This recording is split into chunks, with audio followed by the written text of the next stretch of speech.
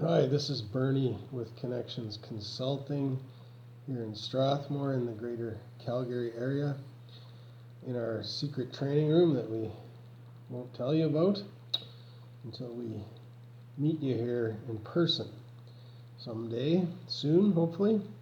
Right now, I'm going to present to you exploring the customer service training area or course, and it's a 1 day 6-hour seminar that we have. It's actually 2 days when combined with our sales management or our leadership and management of staff course, and that's the way I always promote it, is combined, because I believe in fact that customer service training is your basic foundation for both other elements of your building your business, the sales management and leadership and management of staff. And I guess if you haven't figured that out yet by my videos introducing my training courses and company, then you haven't figured out me or what I'm doing. But it's pretty much the essence or essential component of everything we do and believe in, customer service training.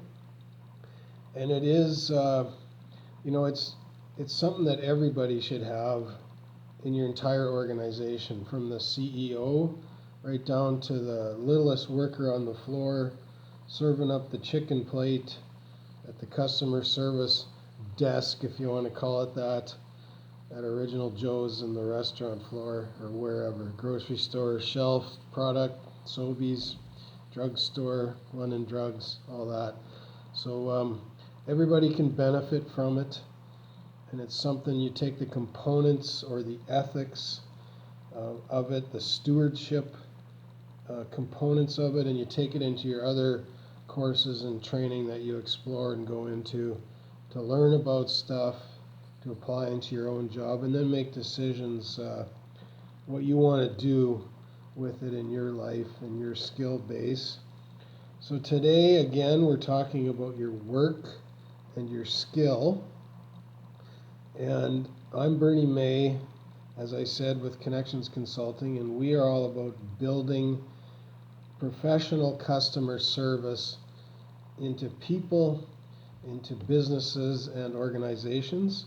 And we work in the area of market growth projects like business process improvement and sales call ability, going out and doing a project for a customer with a sales agent on hands, on ground, going, getting the customers, getting the business on the books.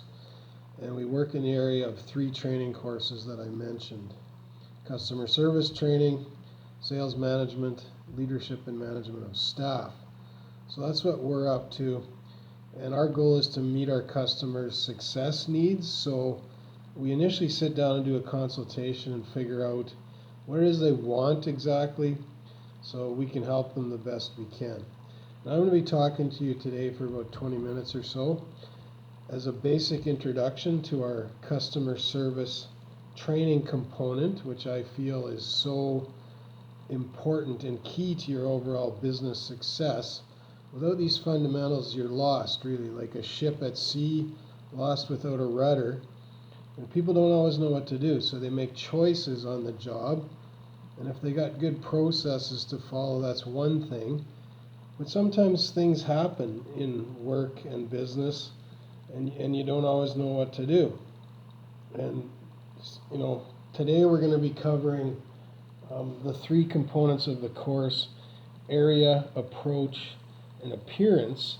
And I'll touch on a little bit of them as we talk here, but this is by no means the full course. But what I want to say is, people get lost in their decision making without process, and even sometimes when there is good process, scenarios pop up where you don't know what to do and you got to handle it somehow. So if you have the ethics components of this type of teaching, your people, or you as an individual, are more apt to make good and better decisions on the job when things fly at you. Sometimes you don't know what's happening, right? It's like, okay, I've never had this before. The boss isn't here right now. I got to do something. What do I do? I was just thinking, remembering a story as I was talking to you here. I worked in a grocery store at Sobeys years ago as a night manager when I was going to school and getting in my middle career, getting a degree and in human resources. And anyways, in the grocery store, there was me as an adult and a lot of teenagers, and we were kind of the late afternoon, evening shift when all the adults running the departments in the store went home at 5-ish. We were there for the evening till close, and so I got a phone call one night, and I'm the only adult there, and a guy I was living in Red Deer, a guy from Calgary phoned and said that his MasterCard had been abused that day, and somebody had rung up $1,600 worth of groceries in my store from his card. Somehow they'd gotten the number. And the funny thing was, just as I was answering the phone, I looked over my shoulder by the front tills, and there was these 3 kind of shady looking people walking out of the store with 4 big carts of groceries. And I thought, well, I wonder if that was so instant that he got the call from MasterCard right away. So I called over one of my younger assistants that was there, and I said, just stall those people right now and just make up some reason, why that they need to talk to me about something. And so I got on the phone with the police and just went on a total hunch that this was all going down as we spoke. And sure enough, it was them. There was a crack cocaine ring, and they were stealing groceries, and they were peddling them off to people in their drug ring, not a cartel. In Canada, it was the abusers, I guess, the people who were sick and poor and downtrodden and had no money. They were spending it all on drugs, and so they were selling them cheap groceries that they were stealing, and they'd actually we were about the 8th or 9th store in about a 10-day period all around central Alberta. So the police sent out a runner and cuffed one guy right to the bar by the till, like the railing, and then he chased the other 2 guys, but they ended up apprehending them. But I mean, that wasn't in a process manual, and Sobeys and most other grocery or any kind of store, they usually just say for safety protection of employees, just let people go, like the money, just take the money and run. But anyhow, that's how I reacted and handled it, and nobody got hurt, and it was handled in a safe way using the police, our authorities, and so it went good. But there's quick thinking. Another story comes to mind, and you just don't know. Like, I was a customer in this scenario. This was years ago in Saskatoon, and I went in to get my car washed, my very first company car. And in my early 30s, I guess. And I was on Idlewild Drive up in the north end of the city, and I went into this car wash, and I left work to go wash my car because I was probably calling on somebody later that day and wanted it to look good.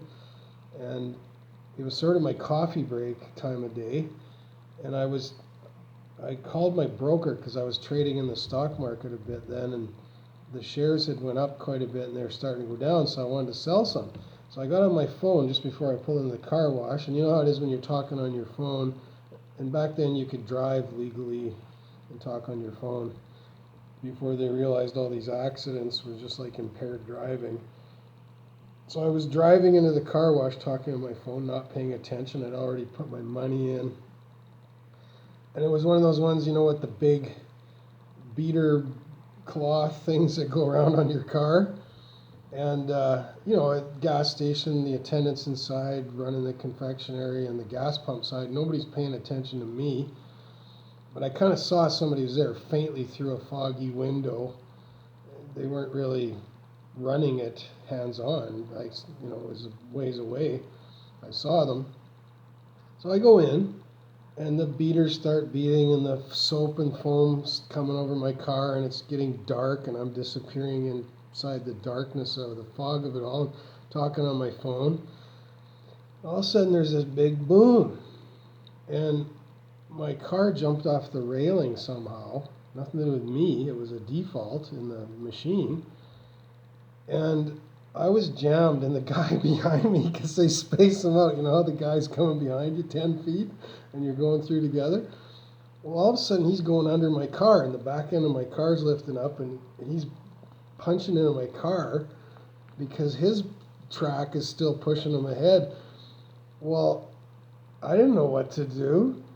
I mean, I'm not running a car wash, I'm in my car, right? I'm a customer. So I had a quick thought. I just hopped on, I hit the horn on my car and just started honking it because I was under the water and the soap and the beaters were beating, and this car was beating on me from behind, and I couldn't go anywhere. I was like T-boning on an angle, and there was like $1,500 damage or something, but anyways, kind of shocked me. But as soon as I honked the horn, the attendant come running out. Well, I'm sure if they had that in a process manual, I don't know, but he had to think quick, right?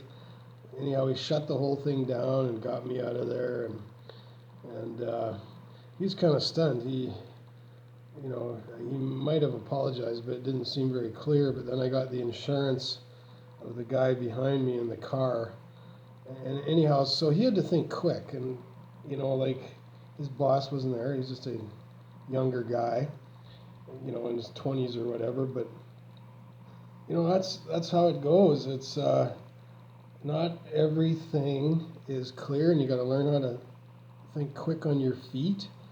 And if you have good ethics training and good, gut instinct, you kind of know what to do based on what you've done and how you live it.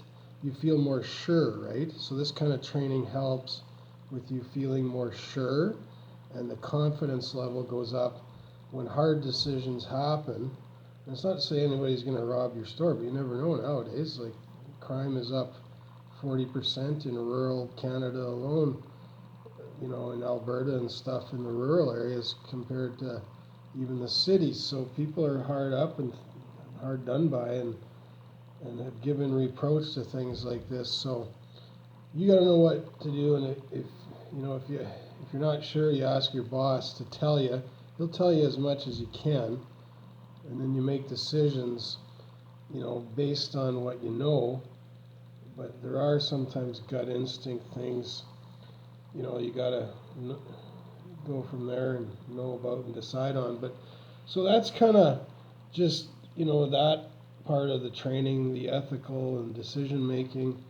But we really focus on these three components: area, approach, and appearance. And they're also kind of nicknamed the look, the touch, and the feel. It's really about customer experience. The customer comes in, he wants to enjoy his experience and get what he needs, he or she, and you're there as the service worker, the manager, to lend that to them, really, give that to them for pay. And it's customer relations, but they're kind of keying in on your whole overall thing, right? Your area. We go through kind of a protocol checklist, and I'm sure you might have one at work. Some businesses are very good at it. They got a checklist. I've even seen them hanging on the wall. But like in Starbucks, for example, you see their checklist, everything they got to do. And I know different places I go, same thing. And Original Joe's, even the bar at the King Eddie or the station here in town, they all have certain things they got to do. So if they've been trained in that, but we help kind of go through it and discern where you can improve it, and it's a teamwork concept too, so we have during our training, and this is an intro to it, in that part of a day, there's teaching, so I'll go through each component in detail, talk through it, re-talk it.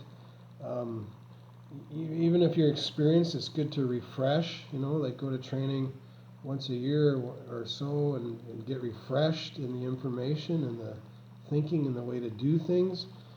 So we do that, we teach, and then we have a demonstration video that gives some live examples. And this is really good for the younger kind of rookies that are new, is you see scenarios and how problems come up and how people handle them. And just even a good gesture or a nod, like I've seen people in stores and different things, they're so good at it, they do it in their sleep almost, they're not even thinking. But you come in the store and they're busy with a customer, well, the last thing they want to do is have you lose you and have you walk out because they're busy. And so they'll nod at you or they'll give you eye contact so that you know that they recognized you and they saw that you're there. And so they're not ignoring you. You know you felt contact or connected just by their look and sort of nod. And then you wait around, right? That's the idea, is to kind of acknowledge the person. So we go through some of that in human gestures, how you can approach people and make them feel well, like they belong there and they want to be there because they're next. You're waiting on them next, and they get a feeling and a sense of that. And I mean, let's face it, your hands are full. You can only do so much. Maybe your boss is on a coffee break or had to go handle something else or whatever, and vice versa. So it works that way.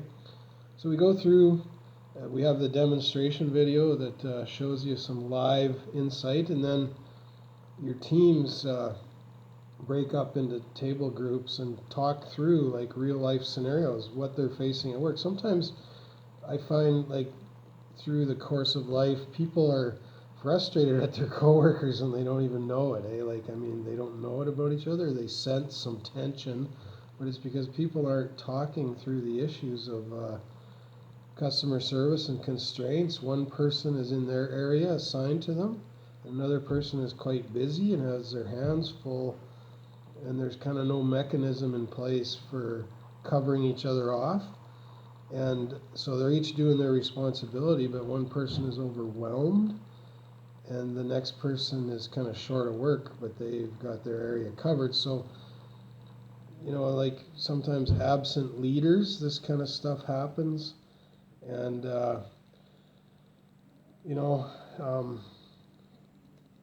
they won't always figure it out, the teammates. Some good teams, and mature people sometimes talk about it, other times, and then sometimes you get obstinate people that don't want to, they just want to do their thing, and that's it, and then it's hard to get along. So we help through table discussion as a component of our course, people to talk out some of the issues, so you go back to work at the end of the 6-hour day. In this particular day, if it's part of the second day of the other two courses, sales management or leadership and management of staff, or whether it's just by itself, you go home with a plan for your team, so then you get working well. And sometimes it takes an outside consultant to come talk to you and even get through barriers that people are up against, that their own leaders sometimes don't get through. I've seen that, and an outside face and voice, and help give feedback and help question and facilitate talk. But it's not always like that, but it works and it helps. And another thing we have, our courses are certified, so you earn training units. And at the end of our courses, you can become a graduate of the Connections Consulting Training Institute. And we've got 4 different management categories here: sales leader certification, management leader certification, a customer service leader certification, and then we have a purpose course as well. You can kind of define your purpose in life, why you're here on this planet, so you don't feel so blue about it all the time. You can recognize your own skill and quality, and that's what we're talking today about, helping you train in your skill of customer service. So we give you a nice plaque, and it's signed by me with a gold seal on it and your name and when you graduated from a particular course. and the title of the course, and you're now a leader in that area, and you take it home and you can hang it at home in your home office, or take it to work if you've got a designated area in the kitchen by the restaurant where you can hang it on your part of the wall or corner of the wall and see it, and it kind of, or in your own office or whatever, but it kind of glares at you and reminds you did well. You learned some key quality things, and there's like a manual notebook you take home, like a little, what do you call those things? Anyway, it's like your brochure manual, so if you want to look something up and refer back to some things you learned in the class, you can do that, and it's good. It's recognition. We boast a 23% gain in workability of any work, no matter what you're doing, whether it's sales or in this case customer service, just your ability to deal with people. You'll recognize a boost in your confidence, and although some things are challenging to measure, we know and we've seen people come up in confidence and just ability and output of quality of work, overall management of things and their work, and just dealing with customers and relational issues and issues that come up in the customer scenario. And we have a guarantee, so we don't give you your money back, but what we do is we'll bring you back to the training. If you don't feel your employee or you have qualified to the point where you've gained, we'll bring you back and put you through the training free of charge the next go around, probably the next budget year, but we could have you come right back in a month if you wanted to.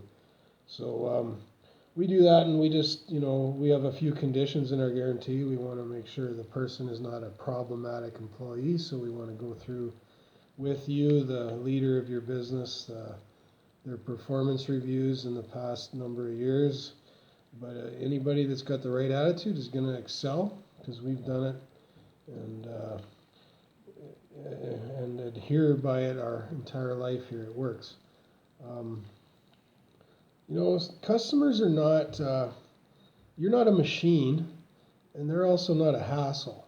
They're not a problematic hassle. They're to be valued, and you couldn't live without them. I mean, where's your profit coming from if you don't have a customer, right? And it would be just kind of boring. I mean, the less people there are around.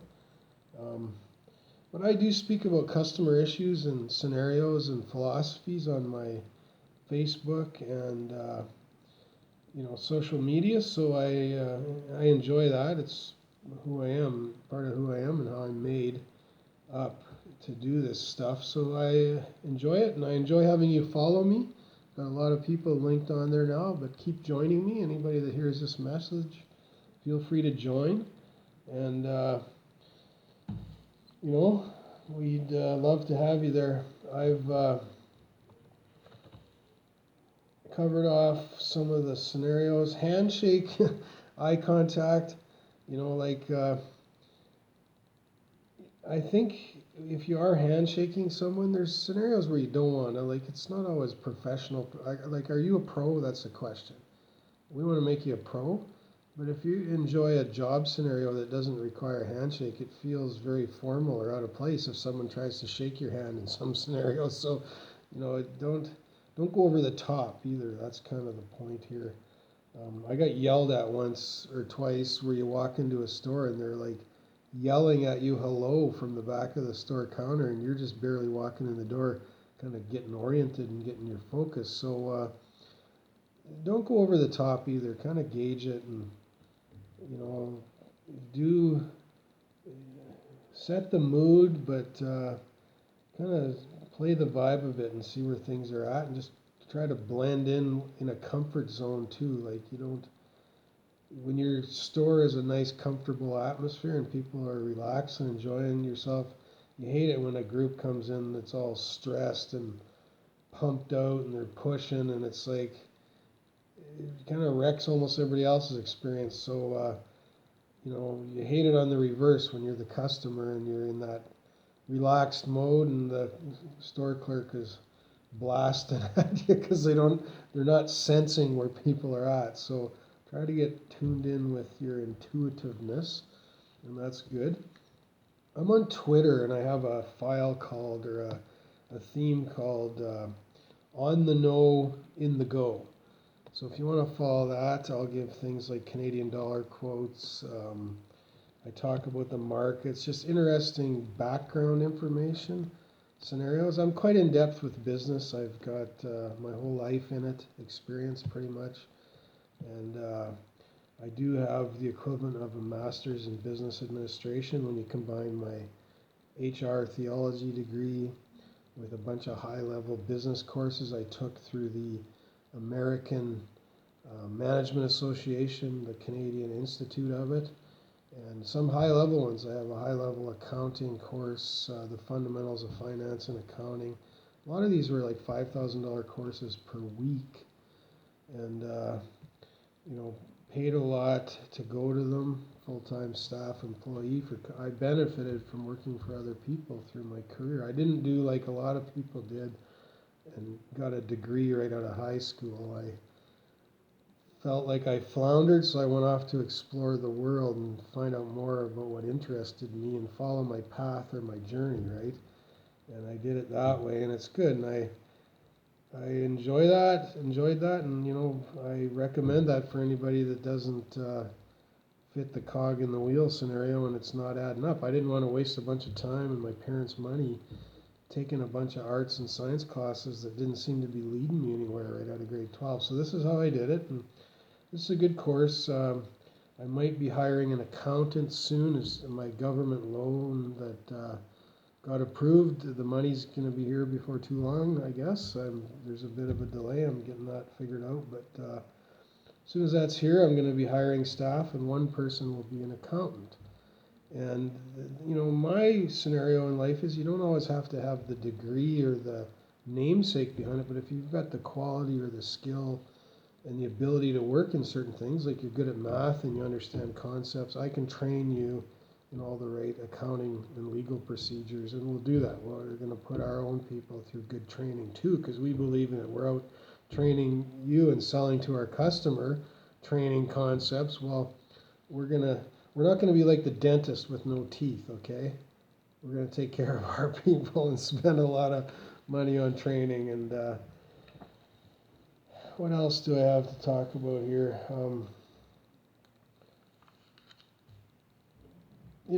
People like you. That's why they deal with you. I mean, they like your store, your setup. They're attracted to it. There's an appeal. There's some scenarios you almost grudgingly have to deal somewhere, but there's enough competition nowadays. Not really anybody's stuck. So, we're not really a faceless crowd.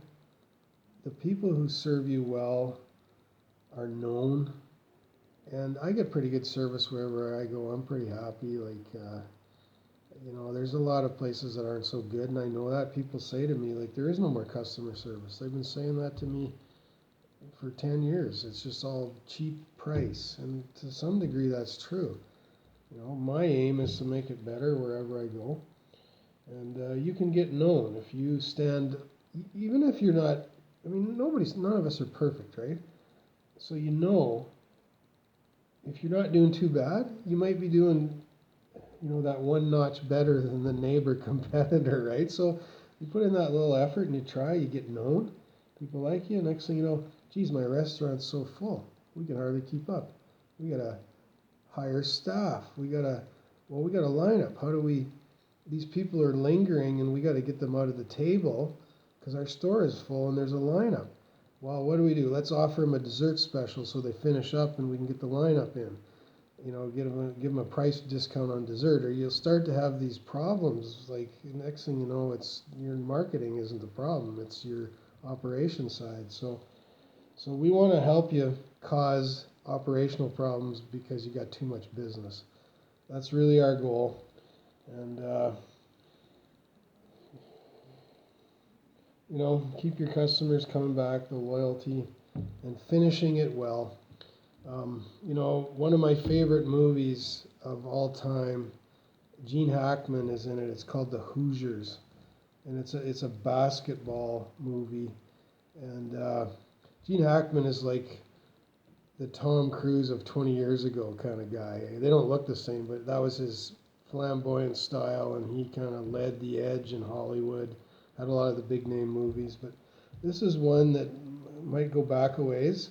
The Hoosiers, small town Indiana basketball team, and they go to their state final in this big city, right? And he played like we did in my small town. He just took whatever he got. The team barely had a team, lackluster talent of sorts, but he made it work. And so he got them to the big state final in the big city, you know, and they went from their couple hundred court seating fans to 15,000 people or something. And I remember this part of the movie where he had his team out in the court the night before, and you got to prepare, right? In customer service, you got to prepare and think ahead what you're going to do. He got his team out in the court, and he had the captain go stand over by the hoop, and one of the other players, and he reached into he pulled a tape measure out of his pocket, and he threw it over at the captain, and he said, measure the distance from the hoop to the floor. And he measured it and said the measurement. And he said, oh yeah, same as ours back home, eh? And then he says, okay, measure from the hoop to the top of the key where the free throw line is. And they measured it. He told him the measurement. Oh, same as ours back home, eh? Well, he said, you know, guys, don't worry about the crowd. We're in the big city here, but the court's the same, isn't it? And the fundamentals, and that's the point, the fundamentals of customer service are the same no matter what you're doing. You might be running a huge corporation with 500 stores around the world, or you might have one little daddy-do mom and pop kind of shop right here at home. But the fundamentals are the same: how you enjoy your day, how you be with people, how you get along, how you do the right thing, whether someone's watching you or not, the boss, whatever, to get the product to the person that needs it and serve them well. And that's what we're all about. Client expectation is there. I mean, to some degree, there's lacklusterness. They don't care as much some days, but they do expect something for the price is right. And they'll do well with you. And most people, and if they don't, well, then you got a problem to solve, and we teach that in some of our other courses. Anyways, Bernie May, I'm going to go now, Connections Consulting Incorporated, and we're overrun this part of the video by 10 minutes, so you got a longer talk than I thought. But anyhow, we got a new look coming, so you take care, and we'll see you in the marketplace, and we'll see you soon.